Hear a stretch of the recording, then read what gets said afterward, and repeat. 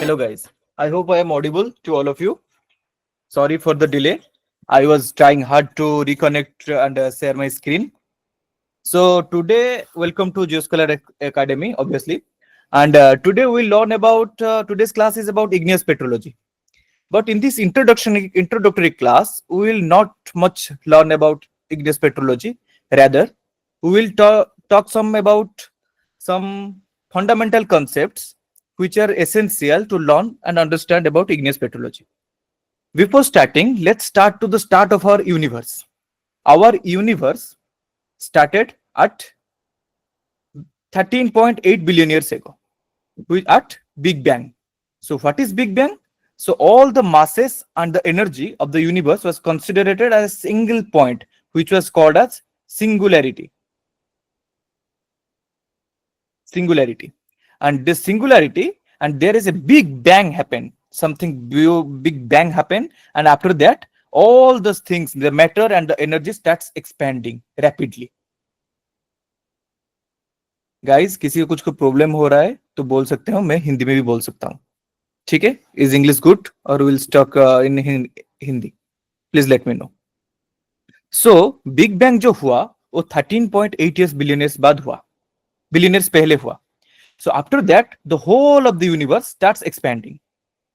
तो एक्सपैंडिंग होने के कुछ मिनट्स बाद हमारा जितने भी एनर्जी है वो सब फंडामेंटल पार्टिकल्स बनना स्टार्ट हो गए, जैसे कि proton, neutron, electron and positron and so on. Even photon, light भी एग्जिस्ट नहीं करता था उससे पहले, सब बिग बैंग से स्टार्ट हुआ. सब स्टार्ट होने के बाद ये सब पार्टिकल्स बहुत रैपिडली एक्सपैंड करते गए. तो कुछ टाइम बाद जो लाइटेस्ट ऑफ एलिमेंट्स है, जो प्रोटॉन न्यूट्रॉन मिलके कुछ लाइटेस्ट एलिमेंट्स को फॉर्म किए, जैसे कि हाइड्रोजन, हीलियम एंड कुछ एक्सटेंट तक lithium. So all the element, उससे पहले कुछ भी एलिमेंट्स नहीं था, सब फंडामेंटल पार्टिकल्स थे. तो all the elements hydrogen, helium, lithium, ये सब फॉर्म हुए एक प्रोसेस में जिसको बोलते हैं बिग बैंग न्यूक्लियोसिंथेसिस, जिसमें क्या हुआ ना, कुछ इलेक्ट्रॉन प्रोटॉन्स मिलना स्टार्ट हो गया, मिलके कुछ कुछ एटम्स बनाना स्टार्ट कर दिए. तो इसमें जो बिग बैंग न्यूक्लियोसिंथेसिस का जो ये है, उसमें बस 3 ही बने थे, हाइड्रोजन, हीलियम एंड लिथियम. सो जिनका एटॉमिक नंबर देखेंगे 1, 2 and 3 respectively. So after that क्या होता है ना, बहुत सारे मॉलिक्यूलर क्लाउड्स में कंडेंस होते हैं. उसके बाद धीरे धीरे धीरे धीरे वो कंडेंस होना स्टार्ट करते हैं ग्रेविटीज की वजह से. ग्रेविटी की वजह से कंडेंस्ड होके स्टार्स फॉर्म करते हैं, कुछ कुछ हेवियर स्टार्स फॉर्म होते हैं. सो जो स्टार्स फॉर्म होते हैं, सो वो स्टार्स के अंदर क्या होता है ना, फ्यूजन प्रोसेस होता है. तो there is a process called fusion. You know all of this, what is fusion is all about. So fusion क्या होता है ना, 2 और मोर एटम्स मिलके एक अलग एटम बनाते हैं. उसमें क्या होता है, रिलीज होता है हमारा एनर्जी रिलीज होता है. सो जो फ्यूजन प्रोसेस है, उसी में क्या हुआ ना, धीरे धीरे धीरे हमारे न्यूट्रॉन कैप्चर और के वजह से धीरे धीरे हमारा atomic number, higher atomic number वाला एलिमेंट्स फॉर्म हुए. सो जो फ्यूजन प्रोसेस, उसमें क्या रिलीज होता है, एनर्जी. सो एनर्जी जब रिलीज होता है, धीरे धीरे कितना तक एटॉमिक नंबर बने, उसके बाद 4, atomic number 4, 5, 6, hydrogen, helium, lithium, beryllium सब फॉर्म होना स्टार्ट हो गए. फॉर्म होते होते कहां तक फॉर्म हुए ना, फॉर्म होते होते atomic number 56, that is of iron तक फॉर्म होना स्टार्ट हो गया. उसके बाद आयरन के बाद और एटम फ्यूजन प्रोसेस में नहीं बने, और एलिमेंट्स फ्यूजन प्रोसेस से नहीं बने. Fusion process stop. क्यों ना, जब आयरन तक बन रहे थे उस तक हमारा एनर्जी रिलीज हो रहा था. मतलब अगर फ्यूजन होता है तो एनर्जी रिलीज होता है. सो एनर्जी रिलीज होने से यूनिवर्स को इजियर होता है कि कुछ एनर्जी रिलीज कर दे. तो इसलिए वो न्यूट्रॉन कैप्चर कर करके और फ्यूजन प्रोसेस से हमारा क्या होता है ना, आयरन 56 तक एलिमेंट्स बना देता है. उसके बाद क्या होता है ना, जो उसके बाद अगर एक फ्यूजन प्रोसेस कंडक्ट करे, न्यूट्रॉन कैप्चर करे, उसमें क्या होना, एनर्जी रिक्वायर्ड होता है, तब हमारा एनर्जी रिलीज नहीं होता है. तो आयरन तक बंद होके ये एक स्टार के अंदर इतना तक एलिमेंट्स बनना स्टार्ट हो गए. स्टार, तो जैसे कि हमारा सन है, सन में क्या प्रोसेस फॉलो होता है ना, हाइड्रोजन बस हीलियम में कन्वर्ट होता है। पर जो बिगर स्टार्स होते हैं, बड़े बड़े स्टार्स होते हैं, उसमें क्या होता है ना, हमारा न्यूक्लियोसिंथेसिस में आयरन तक, फ्यूजन प्रोसेस में हमारा आयरन तक बन जाता है। आफ्टर दैट क्या होता है, उस तक और एलिमेंट्स बनना बंद हो गए। उसके बाद इसको चीज जो चीज होता है उसको बोलते हैं हम stellar nuclear synthesis. Stellar nucleosynthesis, ठीक है। उससे पहले जो था, पहले बिग बैंग में हुआ था, उसका क्या बोलते हैं, big bang nucleosynthesis, nucleosynthesis.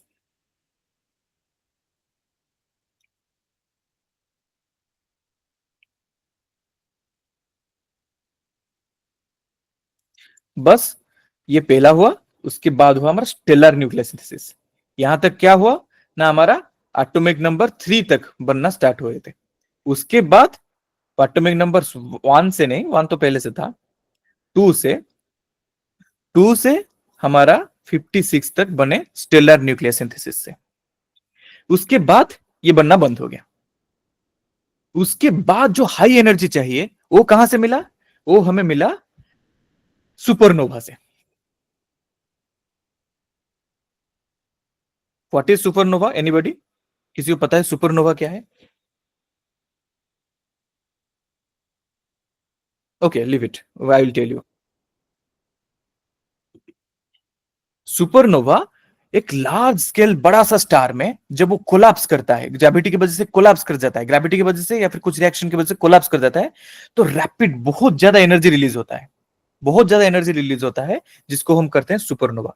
It's like a blast, बहुत बड़ा एनर्जी, बहुत ज्यादा एनर्जी रिलीज होता है, ठीक है। एक्सप्लोडिंग स्टार, मैसिव स्टार, जो स्टार बड़ा सा स्टार होता है जो एक्सप्लोर करता है, उसको हम बोलते हैं सुपरनोवा।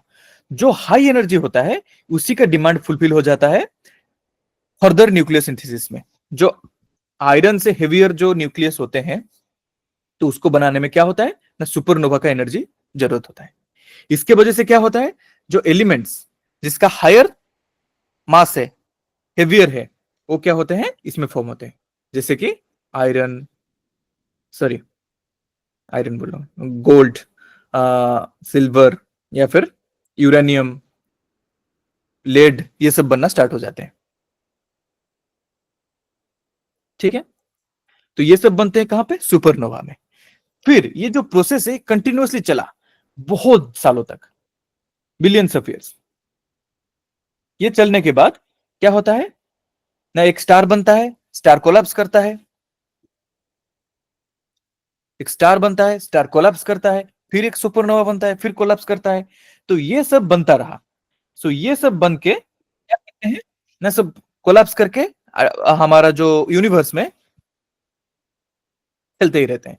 तो वहां पे क्या हुआ, उसके बाद आया बहुत सालों बाद एक प्राइमोडियल नेबुला फॉर्म हुआ। नेबुला क्या है, एक टाइप ऑफ मॉलिक्यूलर क्लाउड, जो जिसमें गैस, डस्ट, डिफरेंट मॉलिक्यूल सब रहते हैं, उसको बोलते हैं नेबुला। तो हमारा जो नेबुला से हमारा सन और सोलर सिस्टम फॉर्म हुआ है, उसको हम बोलते हैं सोलर नेबुला। मैं ये वही चीज जो बोल रहा हूं वो चीज लिखा हुआ है, आपको मटेरियल सेट करूंगा, आप इसमें पढ़ लेना, ठीक है। तो ये जो सोलर नेबुला है, ये क्या है ना, स्पेस में ऐसे घूमता रहता है, rotating solar cloud of gas, जो कि ऐसे घूमता रहता था।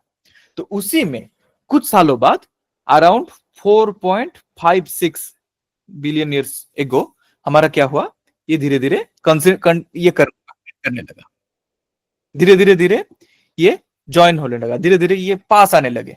तो उसमें क्या हुए, हमारा फॉर्म हुआ sun as well as all the planets.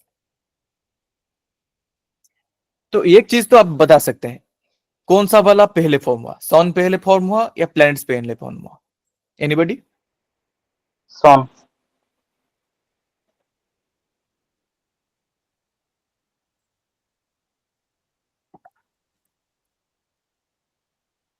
Okay, anybody else?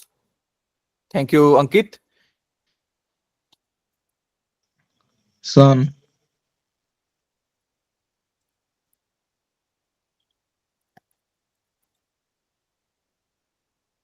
मैं एक पोल लॉन्च किया हूं, उसको आप आंसर कर देना पोल में। मैं देखता हूं कितना बोलते हैं सन फॉर्म हुआ, कितना बोलते हैं प्लैनेट्स फॉर्म हुआ। ठीक है, तो अभी देखेंगे कि क्या फॉर्म हुआ। एक्चुअली दोनों एक साथ फॉर्म हुए।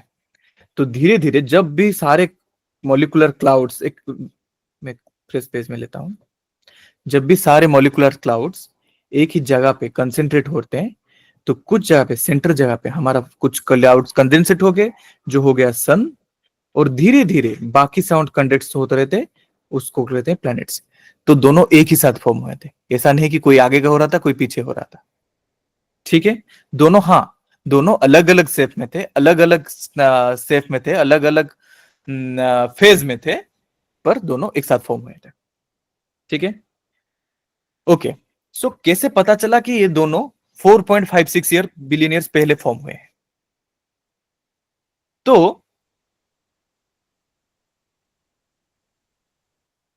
जो नेबुला था, सोलर नेबुला, उसमें जो मोस्टली कंसेंट्रेशन ऑफ एलिमेंट्स था, वो था hydrogen and helium. Hydrogen and helium. और बाकी जितना एलिमेंट्स थे, कितना एलिमेंट्स थे हो सकते हैं सोलर नेबुला में? एनीबॉडी? Till ion sir. कुछ नंबर लिख सकते हो, कितना एलिमेंट्स हो सकते हैं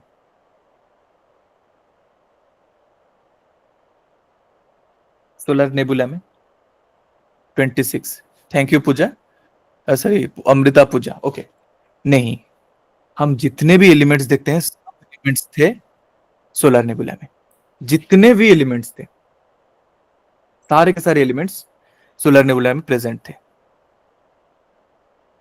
ठीक है, सो हमारा कितना एलिमेंट्स हैं? हमारा 92 नेचुरल ओकरिंग एलिमेंट। तो सारे के सारे एलिमेंट्स 92, राइट? मैं भी भूल चुका हूं। तो 92 elements, naturally occurring elements. Anybody please correct me if I am wrong. तो सारे के सारे एलिमेंट्स इसमें प्रेजेंट थे। तो वो जब कोलैप्स कर रहा था, तो उसका जो 99.78% ऑफ मास है, वो कंसेंट्रेट हो गया सन में। सारे के सारे मास कंसेंट्रेट हो गया सन में। बाकी जो मास है वो बाहर क्या फॉर्म के प्लैनेट्स। तो यहां पे, अच्छा, यहां पे एक इमेज में रखा हूं जो कि सुपरनोवा का इमेज है। जब सुपरनोवा ऐसे कोलैप्स करता है, उसका एक कैप्चर हुआ है, इसका एलिमेंट कैप्चर हुआ है, एक टाइप ऑफ सुपरनोवा है, इसका इमेज में रखा था। ओके, सो जब सन के चारों तरफ बाकी जो रेस्ट ऑफ द एलिमेंट्स है, धीरे धीरे क्या हुए, साइड में कोलैप्स करने, साइड में एक मॉलिक्यूलर डिस्क में एक डिस्क फॉर्म करने लगे, एक प्लैनेटरी डिस्क। सो डिस्क के वजह से वो डिस्क धीरे धीरे क्या हुआ, कोलैप्स करके प्लैनेट्स फॉर्म किया। तो वो जो प्लैनेट्स फॉर्म हुए, वो डिपेंड किया कि कौन सा मटेरियल कहां प्रेजेंट होगा। सारे के सारे mostly 99.8%, let's say for round figuring, तो all the masses concentrated in the sun. The rest of the elements, the rest of the materials, what they spread along a planetary disk. So all these materials then forms planets. But some planets, due to temperature, the inner planets, there are some planets which are rocky and other planets which are gassy. So the rocky planets consist of refractory materials.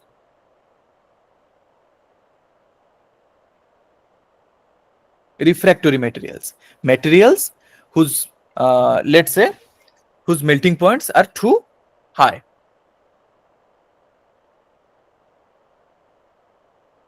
So they didn't condensate near to the sun.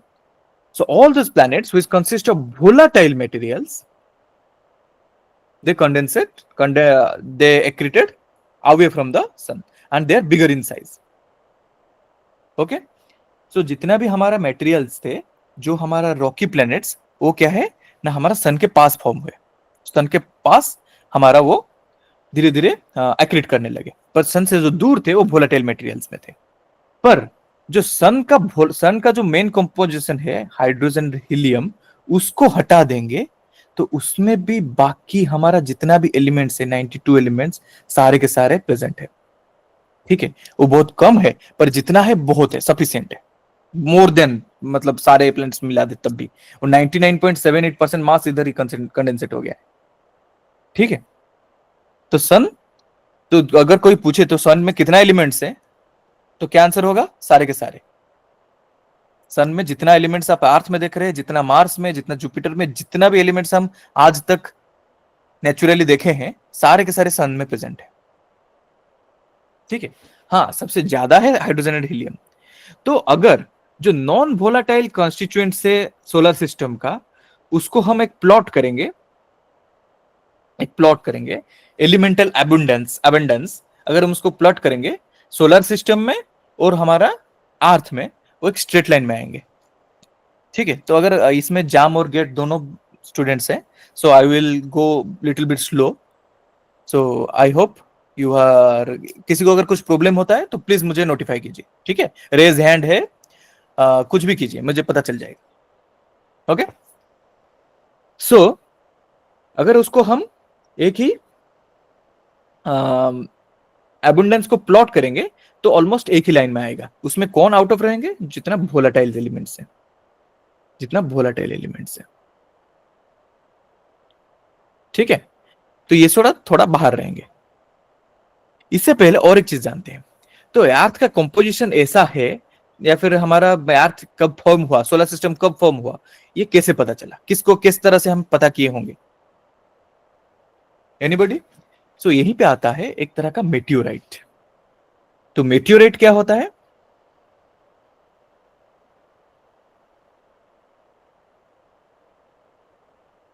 Anybody, what is मेटियोराइट?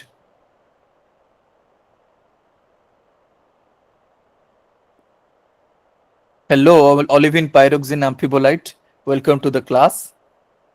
So thank you. हमारे igneous petrology में olivine pyroxene amphibolite है अभी। Okay, meteorite. So what is meteorite? Anybody? Time दे रहा हूं कोई?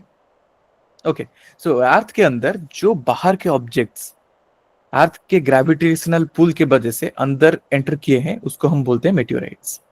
ठीक है, तो काफी सालों से ये अर्थ के अंदर आ रहे हैं, तो इसको हम बोलते हैं मेटियोराइट्स। सो मेटियोराइट्स में एक तरह के क्लास है जिसको बोलते हैं स्टोनी मेटियोराइट्स,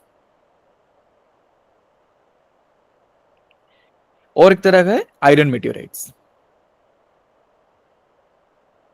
आयरन निकल मेटियोर, NiFe मेटियोराइट्स। तो जो स्टोनी मेटियोराइट्स है, इनके अंदर एक क्लास है जिसको बोलते हैं हम chondrite.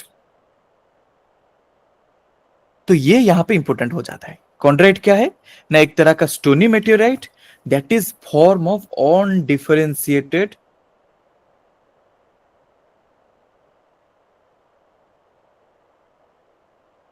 Materials. What is undifferentiated material?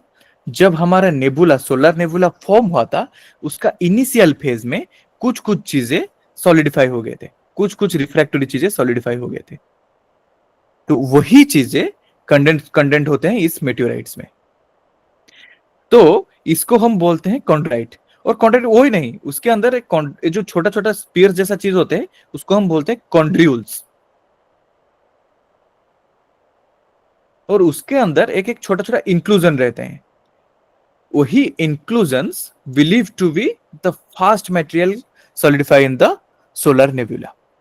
The fast material solidify from the solar nebula. So यही कंड्यूल्स जो होते हैं, उसी को लेके जो एक शॉर्ट लिव्ड हमारा रेडियो एक्टिव एलिमेंट्स होते हैं, उसको अगर लेके हम उसको एनालाइज करें तो हमें एज मिलता है 4.56 बिलियन ईयर्स। तो वही जो एज है, ये हमारा कॉन्ड्राइट का है, यही हमारा सोलर सिस्टम का है, यही हमारा अर्थ का भी एज है। ठीक है, अगर कोई सोलर नेबुला का पूछे तो अलग बात है। ठीक है, okay, so solar system earth का एज यही है। ओके, सो ये पढ़ लेना, chondritic middle ground are primitive not utter much of percent undifferentiated no core mantle crust segregation. Okay, तो कॉन्ड्राइट जो होता है उसको नॉन डिफरेंशिएटेड क्यों बोलते हैं ना? कोई चीज अगर हमारा मेल्ट कर जाता है तो उसमें क्या है, डिफरेंशिएशन स्टार्ट हो जाता है अकॉर्डिंग टू देयर डेंसिटी। कोई चीज अगर मेल्ट हो जाता है तो उसमें पहले हाइब्रिड डेंस मटेरियल सॉलिडिफाई होगा, उसके चारों तरफ हमारा लेस डेंसर मटेरियल। तो ये चीज इधर हुआ नहीं, वो ऑन डिफरेंशिएटेड मटेरियल है, इसलिए उसको बोलते हैं ठीक है, वो कॉन्ड्राइटिक है। तो सोलर सिस्टम का कंपोजिशन मोस्टली कॉन्ड्राइटिक कंपोजिशन है। माइनस सोलर सिस्टम में अगर हम वोलाटाइल्स को हटा दे, अगर सोलर सिस्टम में जितना वोलाटाइल है, वोलाटाइल एलिमेंट्स,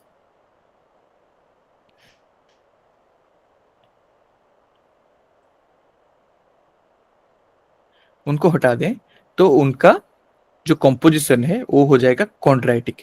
कॉन्ड्राइटिक के साथ सिमिलर, कॉन्ड्राइट के साथ सिमिलर हो जाएगा। सो ये एक फोटो में रखा हूं कॉन्ड्राइटिक का, एक first piece of rocks form in the object. तो इसका अंदर जो है रिफ्रैक्टरी इंक्लूजन है, दीज आर कॉन्ड्रियूल्स। ठीक है, देख रहे हैं सब।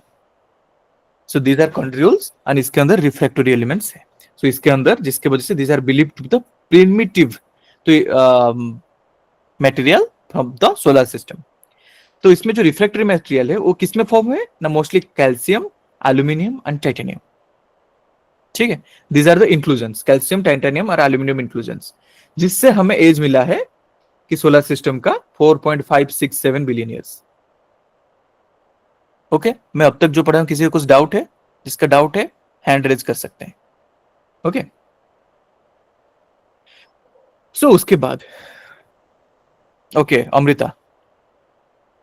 Sir, are controls and refractory inclusions the same?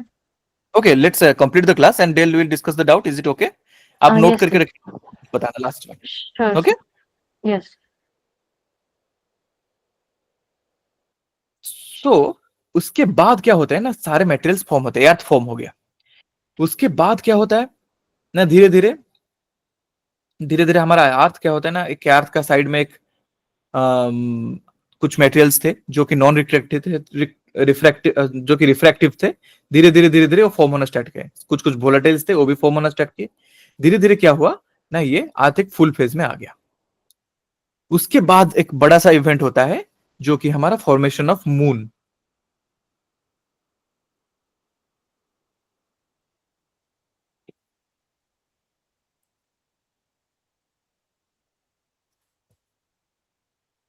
ये हमारा अर्थ बन गया, प्रिमिटिव अर्थ, पी अर्थ।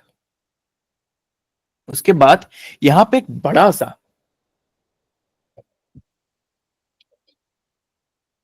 सा आउटर ऑब्जेक्ट आता है, तो जिसको एक कोई बोलते हैं कि small planet size, even Mars size है इसका। इसका नाम देते हैं हम थिया, THEIA, थिया। ये थिया क्या है ना, जोर से आता है अर्थ के पास, और यहाँ पे बड़े से कोलिजन होता है। और कोलिजन होने के बाद ये अर्थ के अंदर पूरा का पूरा थिया अंदर घुस जाता है।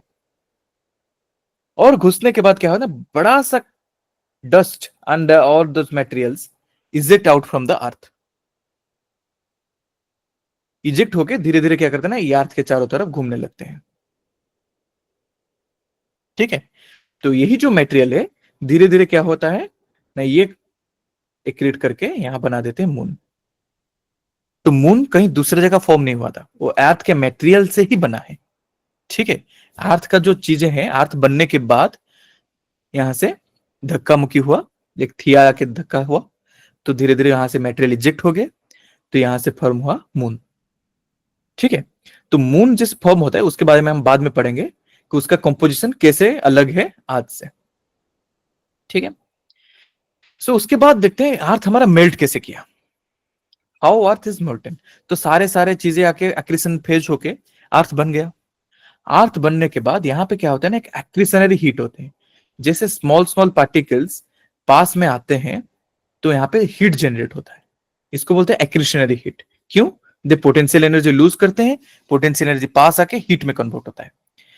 तो ये जो हीट है इसको हम बोलते हैं एक्रीशनरी हीट। ठीक है, इसको बोलते हैं क्या, एक्रीशनरी हीट।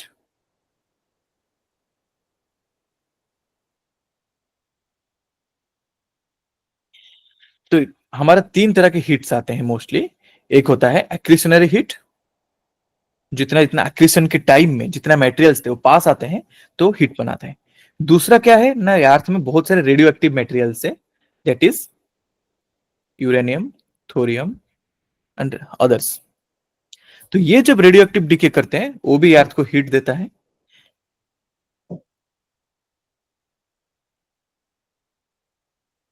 ठीक है। और तीसरा क्या होता है ना, फॉर्मेशन ऑफ कोर।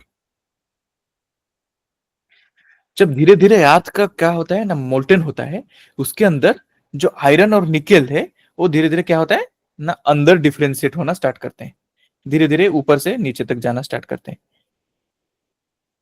लिक्विड होके। तब ये जब लिक्विड होके नीचे जा रहे थे, उनका भी जो पोटेंशियल एनर्जी था वो कन्वर्ट होता है किससे ना, हीट से।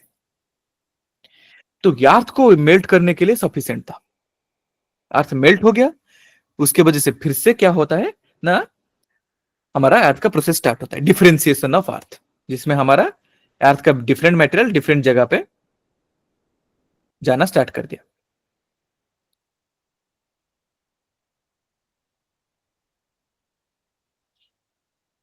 ओके, धीरे हमारा अर्थ कोर फॉर्मेशन हो गया। सो अगर देखेंगे फिर क्या होता है ना, कोर में हमारा दो तरह का हिस्सा होता है, एक होता है इनर कोर और आउटर कोर। आउटर कोर क्या है, मोस्टली हमारा लिक्विड है, पर इनर कोर जो होता है वो सॉलिडिफाई हो गया है। क्यों ना, इमेंस अमाउंट ऑफ प्रेशर बहुत ज्यादा है। सो इमेंस अमाउंट ऑफ प्रेशर के वजह से यहाँ पे क्या होता है ना, हमारा कोर धीरे धीरे सॉलिडिफाई हो गया, inner core. But outer core is still liquid. धीरे धीरे हमारा सब लिक्विड हो गया था, धीरे धीरे कूलिंग प्रोसेस स्टार्ट होता है। इनिशियल फेज में क्या होता है ना, हमारा पूरा का पूरा अर्थ में कन्वेक्शन करंट चलता था और यहां से हीट रेडिएट होकर निकल रहा था। धीरे धीरे अर्थ कूल्स डाउन। आफ्टर दैट क्या होता है ना, अर्थ के ऊपर क्रस्ट फॉर्म होना स्टार्ट हो जाता है। There is a crust form होना स्टार्ट हो जाता है। और क्रस्ट में क्या है, हमारा थर्मल कंडक्टिविटी बहुत पुअर है। बहुत पुअर है मतलब अर्थ में अगर देखोगे इतना कम हीट अर्थ को लीव करता है, बहुत कम हीट अर्थ से लीव करता है, बाहर जाता है, बाकी सारे हीट अर्थ में रहते हैं। ठीक है, तो उसका एग्जैक्ट नंबर में रखा नहीं, पर स्क्वायर मीटर में अगर देखोगे तो एक साल में हमारा एक 460 kilo calorie around, this is not exact number, पर मैं बोल रहा हूं 460 किलो कैलोरी अराउंड हीट हमारा जाता है अभी के कंडीशन में। पर क्यों ना, अर्थ का जो रॉक है वो पुअर कंडक्टर ऑफ हीट है, जो ऊपर रॉकी लेयर है बहुत कम हीट यहाँ पे ट्रांसफर होते हैं। तो इससे पहले कि हमारा अर्थ में ठंडा हो जाए तो बहुत टाइम है अर्थ को ठंडा होने में। तो उससे पहले तो हमारा कैसे हीट ट्रांसफर होता है ना, कोर से यहाँ पे, सॉरी, अगर देखेंगे तो कैसे होता है ना, ये वाला इमेज देखो, यहाँ पे क्या है ना, कन्वेक्शन से वजह से होता है, कन्वेक्शन की वजह से होता है। और ऊपर का ये में कंडक्शन की वजह से हीट ट्रांसफर होता है, ऊपर का हीट में कंडक्शन होता है। जैसे कि मॉलिक्यूल को, नियर बाय मॉलिक्यूल को एक्साइट करे तो ऊपर से हीट रिलीज होता है, तो इसको बोलते हैं हीट फ्लो। हीट जो अंदर से नीचे से जो बहुत सारा है तो बाहर आके इजेक्ट होके एटमोस्फेयर बाहर को चला जाता है, अर्थ से स्पेस को चला जाता है, इसको बोलते हैं हम हीट फ्लो। हीट कहां से कैसे फ्लो करता है। सो उसके बाद आते हैं लेट्स से हमारा इंटीरियर, अर्थ का इंटीरियर। सबको पता है ये, फिर भी मैं जस्ट रिपीट कर रहा हूं फास्टली कि आप याद रखें। तो अर्थ का जो ऊपर मोस्ट लेयर है उसको बोलते हैं हम क्रस्ट। क्रस्ट और अपर मैंटल का कुछ पार्ट को मिलकर हम बनाते हैं लिथोस्फीयर। ठीक है, सो लिथोस्फीयर के नीचे है हमारा asthenosphere, which is a partially melted layer of mantle. After that we have lower mantle, sorry, upper mantle, lower mantle, liquid core and solid core. तो इसको हम कैसे जानते हैं कि अर्थ का इंटीरियर कैसा है, कैसे हम पता लगा, that is due to our seismic velocity. So हमारा दो तरह के वेव्स होते हैं, P waves and S waves. P waves are primary wave, S wave is the secondary. So P wave क्या होता है ना, हमारा सॉलिड में पास कर सकता है, पर एस वेव सॉलिड में पास नहीं कर सकता, सॉरी लिक्विड में सॉरी पी वेव सॉलिड और लिक्विड दोनों में पास कर सकता है, पर एस वेव सिर्फ सॉलिड में पास कर सकता है, लिक्विड में पास नहीं कर सकता है। सो हम जब पी वेव एस वेव का वेलोसिटी हम प्लॉट करते हैं तो देखते हैं दोनों वेलोसिटी डेप्थ के वाइज बढ़ते जाते हैं, बढ़ते जाते हैं। पहला एक ट्रांजिशन आता है उस 410 किलोमीटर डेप्थ में नीचे, और दूसरा एक ट्रांजिशन आता है 660 किलोमीटर डेप्थ के नीचे। उसके बाद दोनों बढ़ते रहते हैं, बढ़ते रहते हैं, कंटिन्यूअसली बढ़ते रहते हैं up to a layer called D dash layer, D double prime layer. ठीक है, डी डबल प्राइम लेयर। उसके बाद हमारा शुरू हो जाता है आउटर कोर, जो कि लिक्विड है, जिसकी वजह से एस वेव का वेलोसिटी 0 हो जाता है। उसके बाद हमारा आता है इनर कोर, जो कि सॉलिड है, क्योंकि एस वेव का वेलोसिटी फिर से मिलता है। ठीक है, तो अभी जब देखेंगे यहाँ पे जो ये है, यहाँ पे दो तरह के हमारा ट्रांजिशन जोन है। एक तो होता है लो वेलोसिटी जोन, जो कि हमारा लिथोस्फीयर के जस्ट नीचे है। वहां पे क्या है ना, वेलोसिटी ऑफ सेस्मिक वेव्स थोड़ा लोअर होते हैं। ठीक है, और उसके नीचे आता है ट्रांजिशन जोन। ट्रांजिशन जोन में क्या होता है ना, हमारा जो एल्यूमिनस मिनरल है, एक फेज होता है ओलिविन, ओलिविन और प्लाजियोक्लेस दोनों का फेज चेंज होता है। जो एल्यूमिनस है वो थोड़ा थोड़ा चेंज कर, तो इसको बोलते हैं, मैं यहाँ पे डाला हूं आपके लिए 410 डिसकंटिन्यूटी, जिसको ट्रांजिशन बोलते हैं। इसमें क्या होता है ना, जो ओलिविन है एक दूसरा फेज में ट्रांसफर हो जाता है, उसको बोलते हैं वाडलेसाइट, वाडसेलाइट। ठीक है, उसके बाद वो क्या होता है ना, डेंसर स्ट्रक्चर में चेंज हो जाता है, उसका डेंसिटी बढ़ जाता है। और उसके बाद जो 660 डिसकंटिन्यूटी है, उसमें क्या होता है ना, हमारा जो और एक फेज होता है रिंगवुडाइट, वो क्या हो जाता है, दो फेज में डिवाइड हो जाता है, बिगमैग्नाइट, बिगमैनाइट और फेरोपेरिक्लिस। उसमें इसमें मिनरल्स की याद रखने की जरूरत नहीं, बस जानना है कि दो तरह की डिसकंटिन्यूटी है, इसमें फेज ट्रांजिशन होता है। एक एल्यूमिनस फेज है जो ओलिविन में है, वो फेज का ट्रांजिशन होता है। ठीक है, तो इसके वजह से हमने क्या, आप देखते हैं ना हमारा, उसके बाद आते हैं कि हमारा अर्थ, ये जो हीट फ्लो होता है, इसके वजह से हमारा एक हीट फ्लो इंजन काम करता है, जो कि हमारा कन्वेंशन करंट, जिसके वजह से हमारा प्लेट टेक्टोनिक्स हम फील करते हैं, प्लेट टेक्टोनिक्स होता है। तो प्लेट टेक्टोनिक्स क्या होता है ना, एक नया प्लेट जहां पे हमारा थोड़ा कंप्रेशन होता है, जो ऊपर का कन्वेंटिंग करंट बाहर ऊपर स्प्रेड करता है, वहां पे क्या होता है, हमारा डिकम्प्रेशन होता है, सॉरी डिकम्प्रेशन नहीं, हमारा टेंशन फील होता है, जो कि हमारा अवे प्लेट्स अवे मूव करते हैं, जिसके वजह से यहाँ पे मिड ओशनिक रिज फॉर्म होता है। यहाँ से मेल्ट्स फॉर्म होते हैं, मेल्ट्स सॉलिडिफाई होके मिड ओशनिक बनाते हैं, नया सी फ्लोर बनता है। और दूसरी तरफ जो जहाँ पे सबडक्शन जोन होता है, जो प्लेट्स है वो धीरे धीरे मेंटल के अंदर जाते हैं, मेंटल के अंदर जाते हैं और मेंटल में चले जाते हैं। यहाँ पे दो तरह के सबडक्शन मॉडल दिखाया गया है अभी तक, उसमें डिबेटेड है कि कौन सा सबडक्शन मॉडल ज्यादा चलता है। कि एक मॉडल है 660 डिसकंटिन्यूटी की तरफ, जो कि हमारा यहां तक कोई कोई बोलते हैं कि हमारा जो अर्थक्वेक है, डीपेस्ट अर्थक्वेक है, वो 660 डीपेस्ट अर्थक्वेक है, उसका एपिसेंटर जो होता है हमारा 660 किलोमीटर तक जाता है। तो दे थॉट कि हमारा जो प्लेट सबडक्ट होके जाता है वो 660 किलोमीटर डेप्थ तक जाता है। ठीक है, पर कभी कभी हमें डीपर अर्थक्वेक्स भी मिलते हैं, जो कि और ज्यादा डीपर भी होता है। तो यहाँ पे दो तरह के कन्वेक्शन मॉडल चलता है, एक चलता है कि ये अपर मेंटल में कन्वेक्शन होता है, एक लोअर मेंटल में होता है, और दूसरा कोर में तो होता है, क्योंकि कोर भी लिक्विड है, वहां पे भी कन्वेक्शन होता है। पर और एक मॉडल बोलता है कि जो जितना भी सबडक्टिंग प्लेट्स है, वो हमारा चले जाते हैं पूरा डी प्राइम लेयर तक, डी डबल प्राइम लेयर तक। वहां जाके वो धीरे धीरे मेल्ट होना स्टार्ट करते हैं, और वहां से हमारा जो हॉट स्पॉट है वहीं से माग्मा वहीं से फीड होता है। तो दो तरह के मॉडल है कन्वेक्शन का, दोनों मॉडल अभी तक डिबेटेड है, कोई मॉडल सही नहीं है, या फिर कोई मॉडल सही होगा तो हमें पता नहीं है। तो ये चीज क्या है ना, दो, एक है अपर मेंटल के नीचे तक जाता है, दूसरा बोलता है कि नहीं पूरा मेंटल के नीचे तक जाता है सबडक्टिंग प्लेट्स। ठीक है, तो वहां पे बाद हमारा क्या होता है ना, शुरू हो जाता है प्लेट टेक्टोनिक्स। ये हो जाता है मिड ओशनिक रीज, मिड ओशनिक रीज में प्लेट्स अवे मूव करते हैं, और यहाँ पे सबडक्शन जोन, यहाँ पे प्लेट्स टुवर्ड्स मूव करते हैं, टुवर्ड्स ईच अदर, और सबडक्ट हो जाते हैं। ठीक है,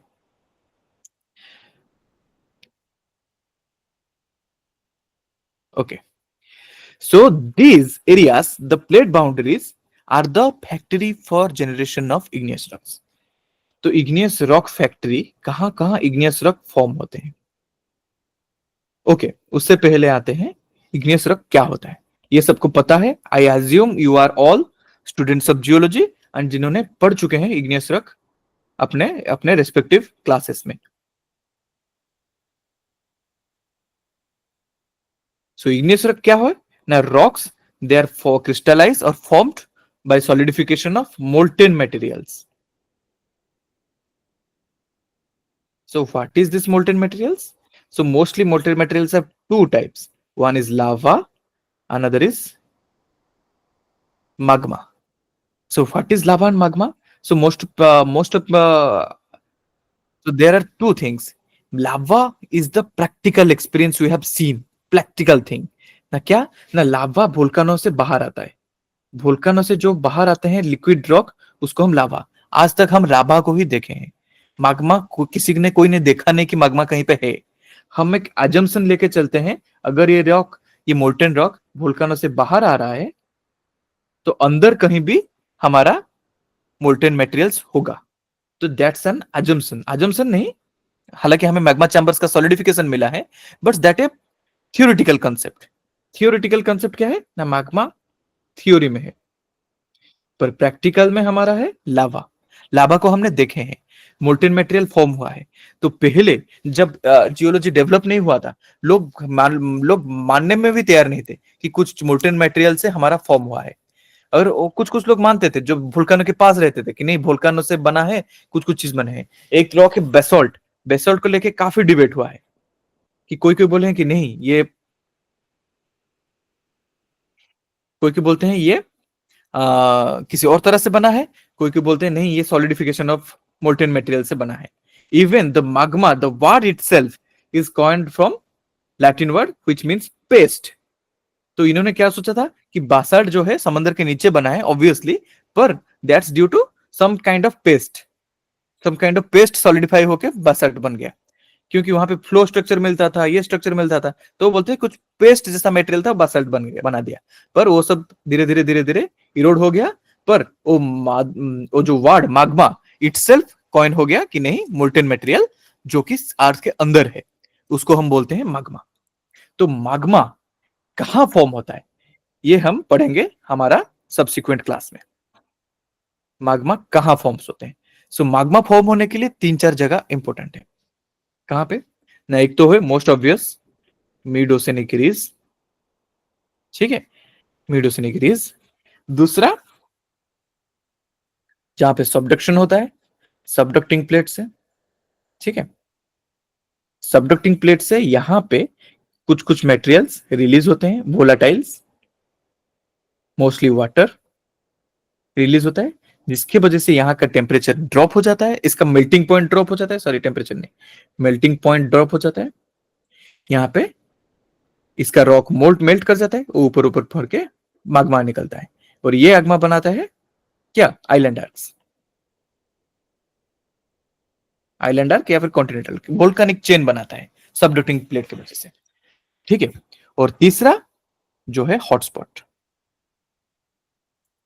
कुछ कुछ आइसोलेटेड प्लेसेस पे हमारा माउंट जैसा वोल्केनोस बन जाते हैं। वो क्या होता है ना? मांटल मोस्टली डी प्राइम लेयर से, डी डबल प्राइम लेयर से प्ल्यूम्स ऊपर उठते हैं और यहां पे बनाते हैं। इसका एग्जांपल है, इसको बोलते हैं हॉटस्पॉट, इसका एग्जांपल है हवाई, हवाई आइलैंड्स,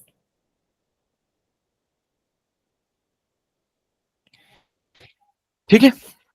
सो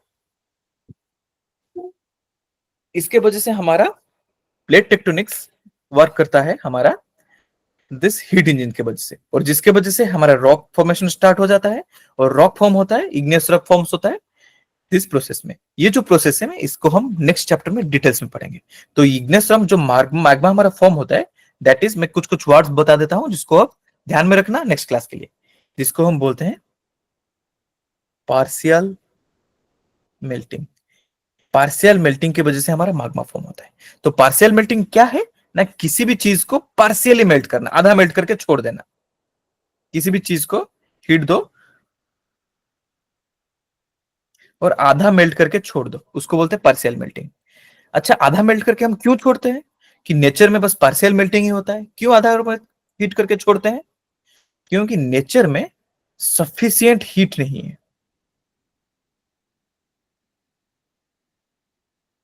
सफिशिएंट हीट नहीं है। सफिशिएंट हीट नहीं है मतलब क्या है ना, जितना हीट चाहिए इस रॉक को कंप्लीटली मेल्ट करने के लिए उतना हीट मिलता नहीं। ये सब हम कल का क्लास में डिस्कस करेंगे। हाँ, अभी किसी का डाउट है तो please ask.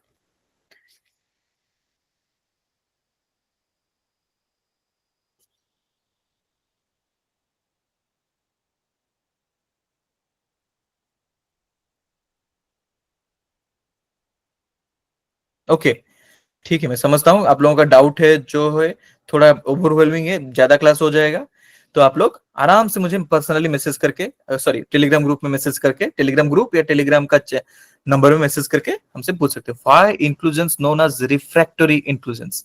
Very good. So that's पहले, उससे पहले हमें समझना पड़ेगा रिफ्रैक्टरी होता क्या है। कि जो हाई टेम्परेचर में भी सस्टेन कर दे अपने फेज को, उसको हम रिफ्रैक्टरी बोलते हैं। कुछ चीजें होते हैं टेम्परेचर बढ़ने से वोलेटाइल हो जाते हैं, गैस फॉर्म हो जाते हैं। जो हाई टेम्परेचर में भी सॉलिडिफाई हो सकते हैं उसको हम बोलते हैं refractory.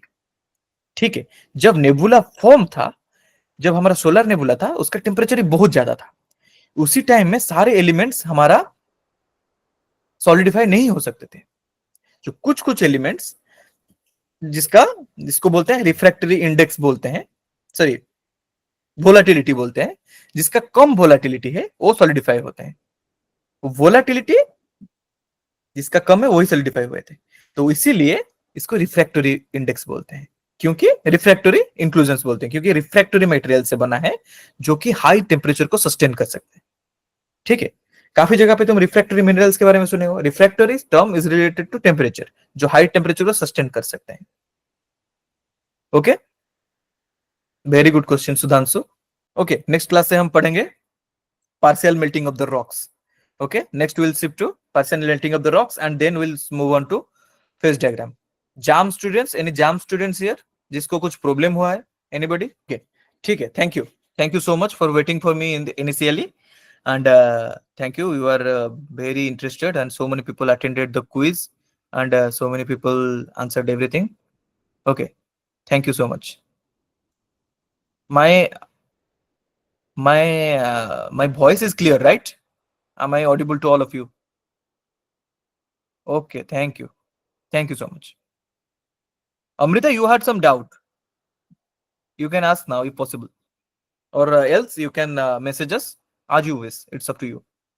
Okay, sure. Thank you. Thank you so much, all of you. Let's end the class. Thank you so much.